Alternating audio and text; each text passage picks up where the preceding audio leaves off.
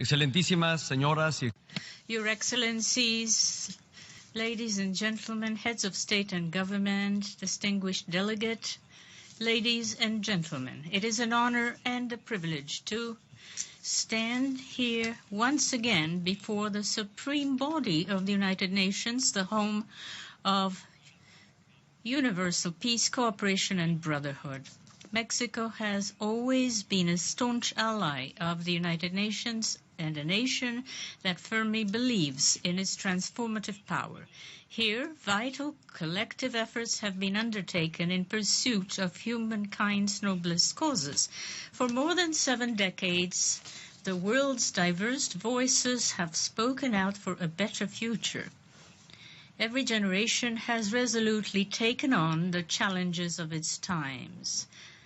It falls to us to continue in that spirit and to confront the enormous challenge of making sustainable development of the planet a reality. We have already taken the first step in that direction precisely by defining the Sustainable Development Goals.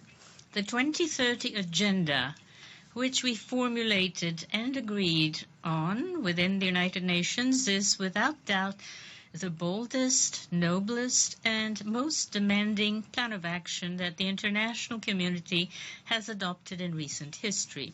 It is a roadmap for national and subnational governments, as well as for all of society's stakeholders, that have the mission of improving the lives of billions of people with no one left behind. Because of its scope and objectives, the 2030 Agenda is the framework which harmonizes the agreements reached last year in the areas of human rights, environment, and sustainable peace. What have Mexico's national efforts been in these areas? First, we have taken on implementation of the 2030 Agenda as a commitment of the state. In line with that, work is underway to establish a high-level 2030 Agenda Compliance Council, headed by the Office of the President of the Republic. Its purpose will be to coordinate the work of the different stakeholders involved, including local authorities, lawmakers, and representatives of civil society, academia, and the private sector. Mexico also has already a specialized technical committee composed of the main federal institutions, which is tasked with measuring and monitoring the agenda's indicators. In addition, we are building a public monitoring dashboard to divulge in a transparent manner to the entire population the progress made and the challenges that remain. As part of this commitment to openness and accountability, on July 19th of this year, Mexico was one of 22 countries that presented its voluntary national review documents to the high-level political forum. Mexico is always also committed to promoting the implementation of the 2030 Agenda at the regional level. Next April, we will chair the Forum of Latin American and Caribbean countries on sustainable development. For its part, given that human rights are now a cross-cutting element in the 2030 Agenda, my country has adopted a national social inclusion strategy focused on ensuring the full exercise of social rights and, by this means, reducing poverty and increasing equality.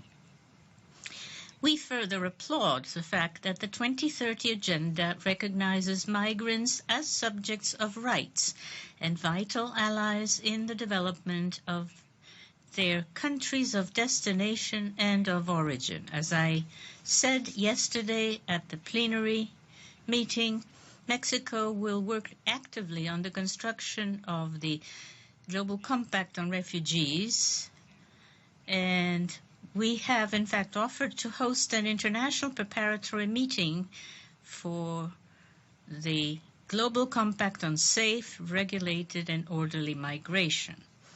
In the face of these challenges, we must leave behind indifference and promote actions by the international community that are based on shared responsibility and solidarity with migrants and refugees.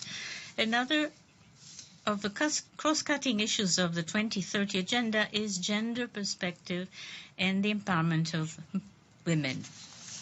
In fulfilling the commitments reached at last year's meeting the global leaders for equality, Mexico now has a stronger institutional framework, the National System for Equality Between Women and Men.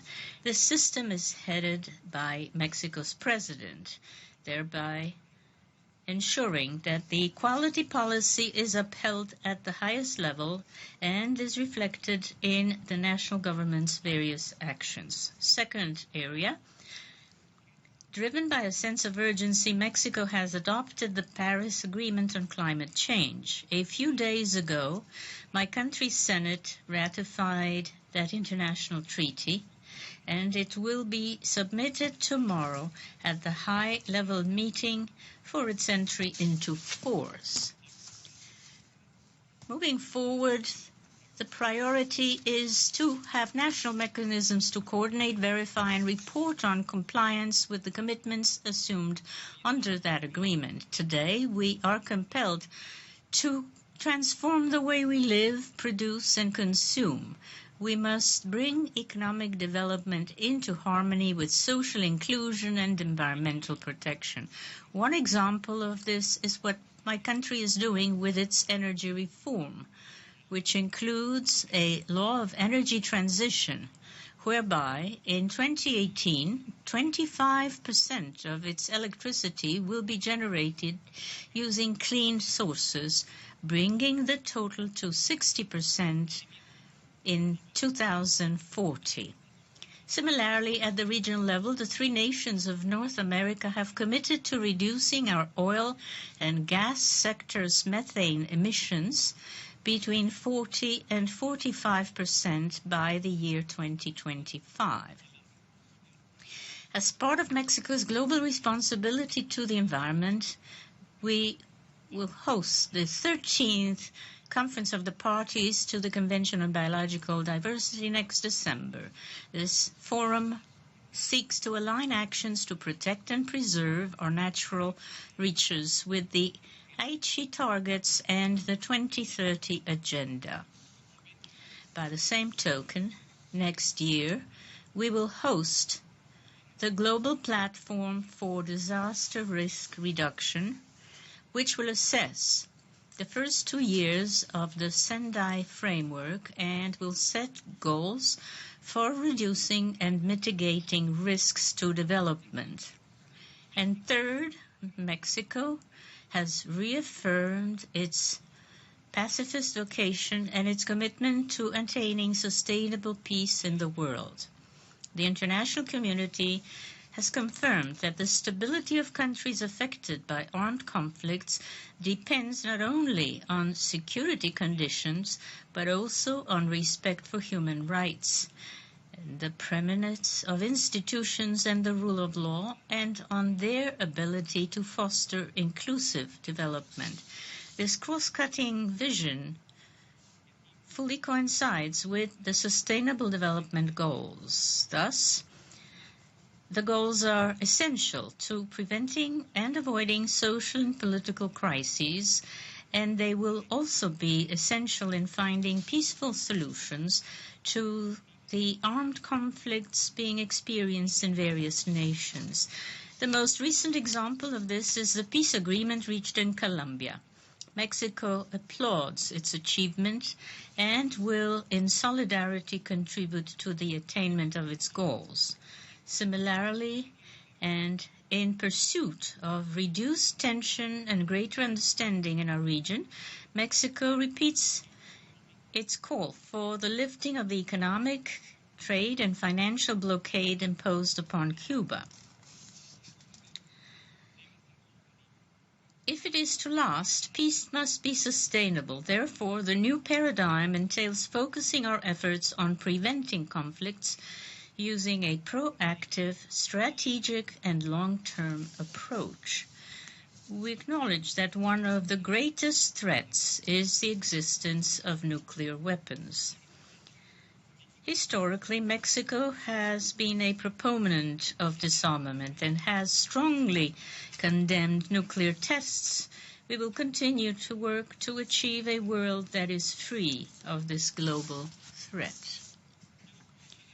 I would like to take this opportunity to recognize the positive work that His Excellency Ban Ki-moon has been carrying out at the head of the United Nations Secretariat. Mexico applauds his dedication, performance, and commitment. Thanks to his vision and leadership in recent years, agreements of great importance for the future of the planet have been reached. This is no minor achievement, particularly if we consider the highly volatile and complex international context that he has had to face in the performance of his duties. In recent decades, the world has made great progress, including major improvements in the quality of the lives of millions of people. Even so, it is also true that many societies are clearly dissatisfied with their current condition. The situation creates a divide between citizens and their authorities, fuels mistrust in institutions, and heightens uncertainty about the future. In Latin America, for example, the Latinobarometro survey indicates clear deterioration in public support for democracy. This is extremely grave. Faced with this challenge, the world cannot fall into the trap of demagoguery or authoritarianism. The only viable way ahead, the only true response to a demanding citizenry is democracy itself. The response must be more openness, more transparency, and better accountability.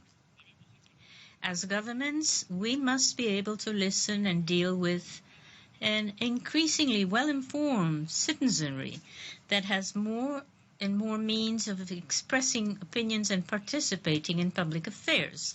Social networks are enabling greater public participation, turning every individual into a potential agent for change. In this context, governments must make greater efforts better to communicate with the societies we serve. We must communicate to publicize achievements, to recognize and explain missteps, but above all, to map out the road ahead together.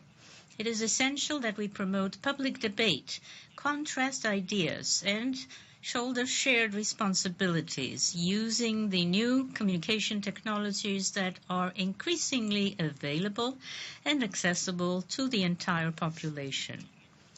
Let us make the recognition of our pluralism and ongoing dialogue the ideal tools for building in democracy a better future. The response to disillusionment with democracy lies in democracy itself. Our governments must foster societies that are increasingly inclusive and participatory, where all citizens enjoy the benefits of development. Going forward, we already have a clearly defined roadmap based on the Sustainable Development Goals. These are very clear goals for overcoming poverty and ensuring equal opportunity, gender equity, equality, environment protection, justice, and peace, on which all our countries must focus our efforts. Mexico reaffirms its strong commitment to democratic principles as the only path to achieving the Sustainable Development Goals. Thank you very much for your attention.